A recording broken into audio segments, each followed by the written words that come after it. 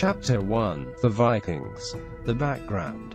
For many centuries the Vikings were considered great predatory warriors. The Viking, a typical style of raid, gave these people their name. And even today storytellers tell of the shameful and heroic exploits of these savage warriors.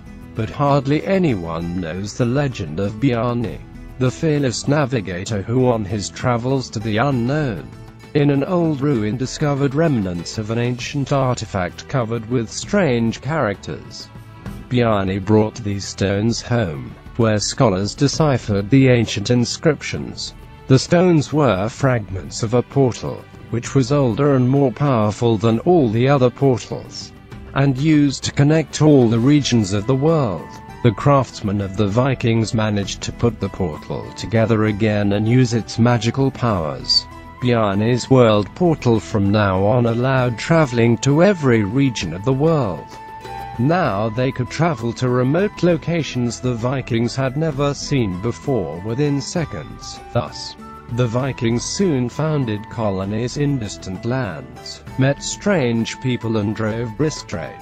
Fragrant spices, fine fabrics and goods from around the world now arrived daily in the storehouses. Trade brought wealth and allies, but the new wealth allowed the Vikings to get careless.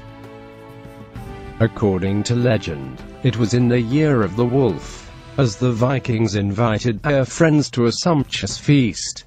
The Romans brought sauces made from fermented fish, and the Nubians brought tiger skins and 6-foot tusks of giant monsters. And even from the realm of the East merchants arrived and brought bales of shiny silk. Together, they drank the honey wine of the Vikings and feasted, toasted and danced until late into the night.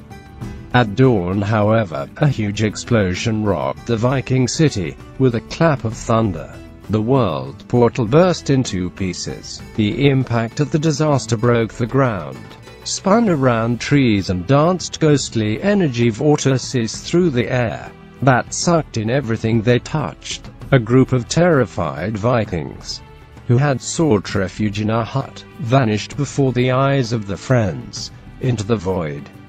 And one moment later they found themselves on a strange beach, next to a completely destroyed portal. No familiar star showed them the way. Everywhere rampant alien plants, were they just beaten by a spell of misfortune.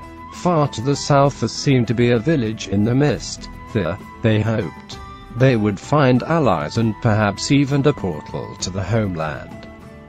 So the Vikings chose young officer Erik as their leader. He should guide them in these dark times and lead them in search of their lost homeland.